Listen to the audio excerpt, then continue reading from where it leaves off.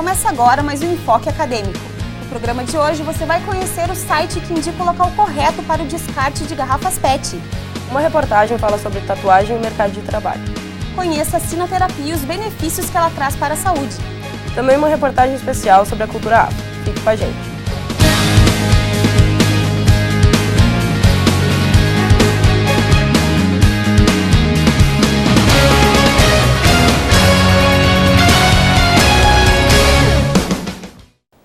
A importância de separar e reciclar o lixo você já sabe, mas nem sempre temos aonde entregar os resíduos.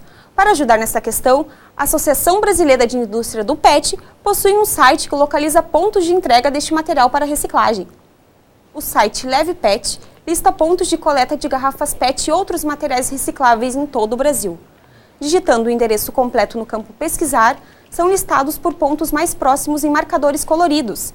Ao clicar nos marcadores, o nome, o endereço e o contato são disponibilizados para os internautas. É um modo de encontrar o local mais próximo de sua casa. Nos dias 17, 18 e 19 de junho, vai ser realizado o 17º Seminário Internacional de Educação do Mercosul.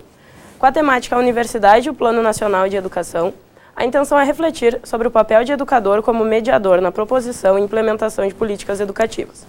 As inscrições já estão abertas no site da Unicruz e podem ser feitas até o dia do evento, no valor de R$ 40. Pintar o corpo é um costume antigo. Muitas tribos indígenas que habitaram nosso planeta costumavam enfeitar seus corpos com figuras. Elas representavam força e virilidade. Com o tempo, as técnicas evoluíram e surgiram as tatuagens, que conquistam cada vez mais pessoas. Mas até que ponto elas podem influenciar no mercado de trabalho? Confira na reportagem de Fernanda Marques.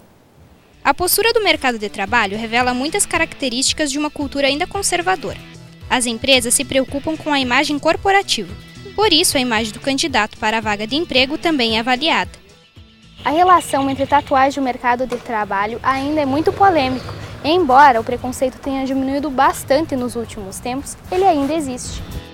Para muitas empresas, a imagem dos colaboradores significa muito e acreditam que um funcionário tatuado passa uma má impressão da instituição. Temos, por exemplo, setores que liberariam os tatuados tranquilamente, né? Mas também temos que ter algumas ressalvas em relação, por exemplo, a setores da área financeira, da área jurídica, da própria área de saúde, né? Porque existem algumas restrições e alguns preconceitos maiores. Porque, na verdade, o que se quer, o que se vê nisso tudo? São as necessidades que a organização tem e a imagem que essas organizações passam, né, para os seus clientes. Então, em alguns setores, em algumas áreas, a imagem dos seus colaboradores é bastante importante para o sucesso da empresa, né? Então, alguns critérios devem ser levados em conta. Muitas pessoas já se sentiram discriminadas por conta das tatuagens. É o caso de Thales, que vai contar sua experiência. Passei por uma situação, mais de uma na verdade, de usar uma camisa de manga comprida, né, para tapar as tatuagens, porque eu sabia que eu não teria muitas chances de conseguir o trabalho, porque a maioria das pessoas não tem, né, e geralmente os gerentes preferem gente que não tem tatuagem, sim, porque ainda existe bastante preconceito, né, no mercado de trabalho. Então eu evitei ir, assim como eu estou agora, para conseguir essa vaga. Existem empresas e profissões que não se importam com o que a pessoa faz com seu corpo. O importante é ter um profissional que trabalhe bem.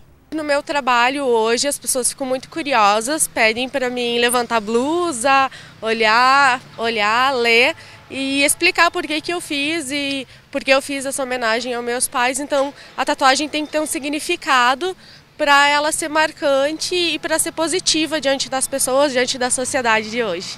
Eu escolhi essa tatuagem porque ela é relacionada à minha profissão.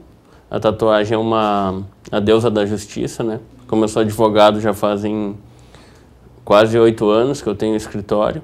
Então eu resolvi escolher essa primeira tatuagem como uma homenagem à minha profissão. Mas geralmente as pessoas perguntam mais como curiosidade para saber que desenho que é. Daí quando a gente mostra, ele diz não, que é um desenho relacionado à justiça, ao trabalho.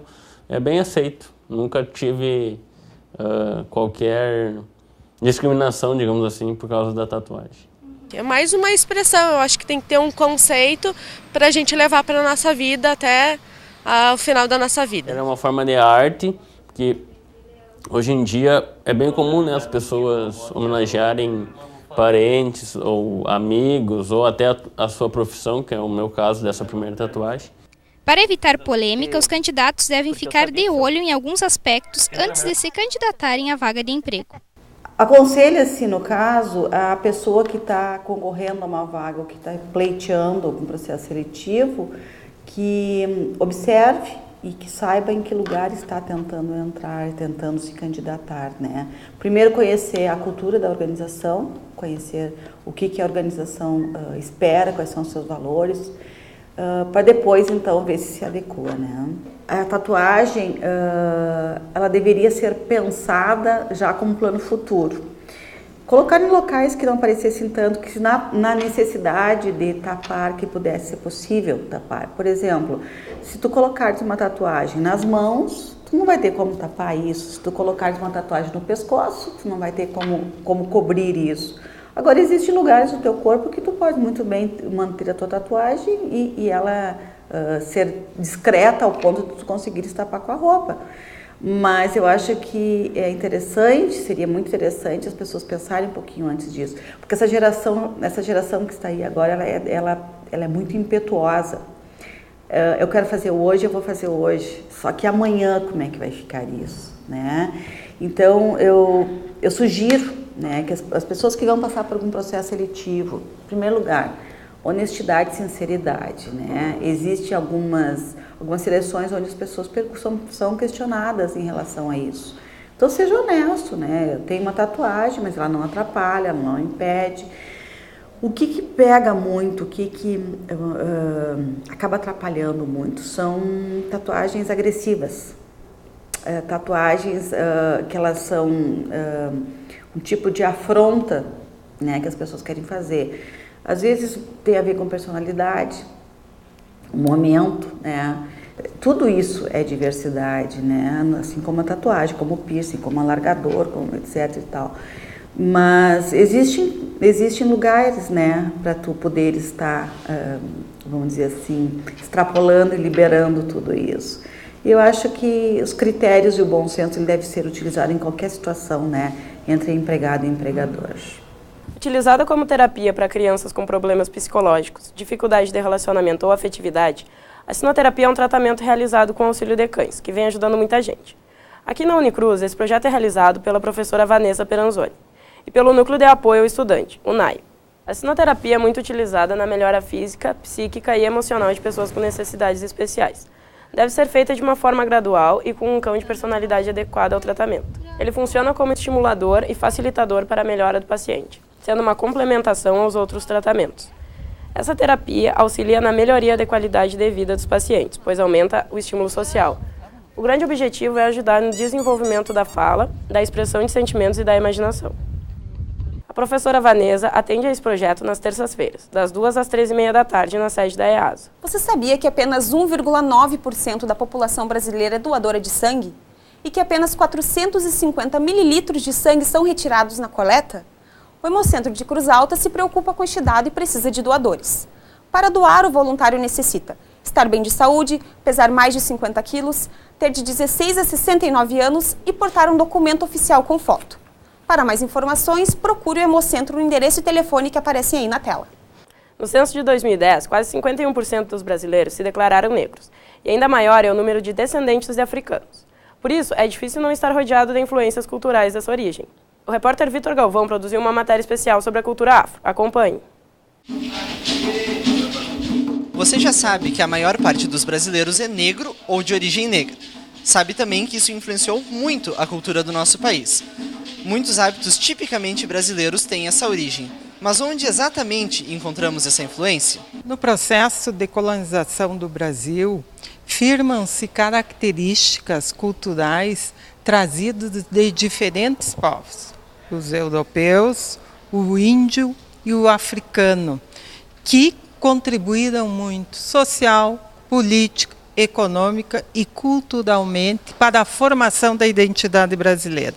Os negros tiveram uma influência importante na história do país. Os grandes movimentos sociais e democráticos do Brasil contaram com grandes lideranças negras. Essa mão de obra africana veio diretamente da África do Sul, tá? Veio diretamente da África do Sul, nos navios negreiros para serem vendidos, esses africanos aqui no Brasil, para trabalharem em serviços pesados. O que acontece? A partir daí a sua cultura passa a ser submetida, já é um teste. Então, no entanto, o que os africanos vão fazer? Para manter a sua identidade cultural, eles vão lutar intensamente, e esse intensamente que eu falo é quase que diariamente para manter a sua cultura. E, a partir daí, reelaborar esses valores culturais na sociedade para que eles não desapareçam. Então, isso é muito significativo e muito importante. A religiosidade talvez seja a influência mais popular e reconhecidamente negra no país. A Umbanda é a principal religião de matriz africana no Brasil. Segundo o IBGE, ela é também a com maior parcela de afrodescendentes. A Umbanda, a importância dela e a vinda dela veio junto com os escravos, né, da África, e a necessidade deles seguirem a sua religião.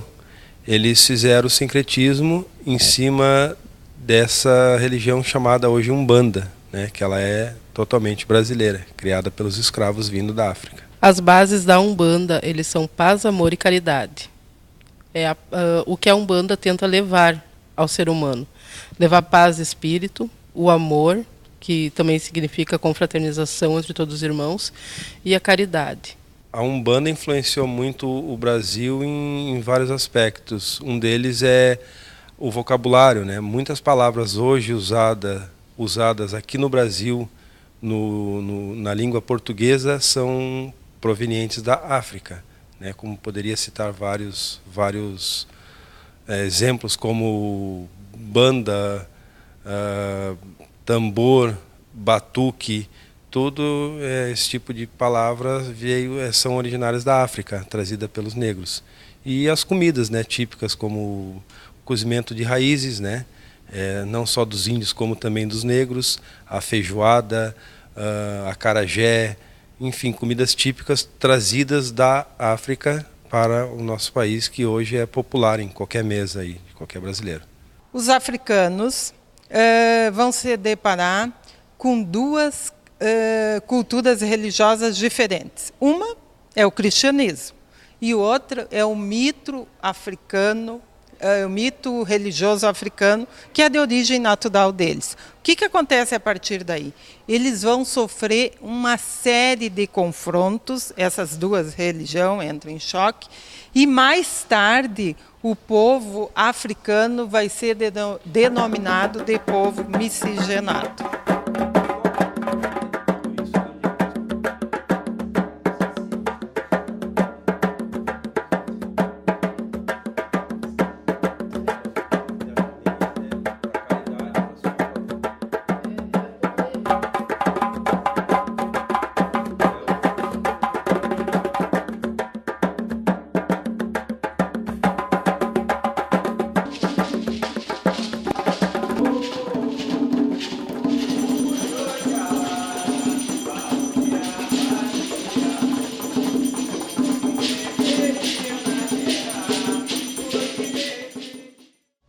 O Enfoque Acadêmico de hoje fica por aqui. Na próxima edição você confere mais notícias sobre o curso de jornalismo e a Unicruz. Até lá!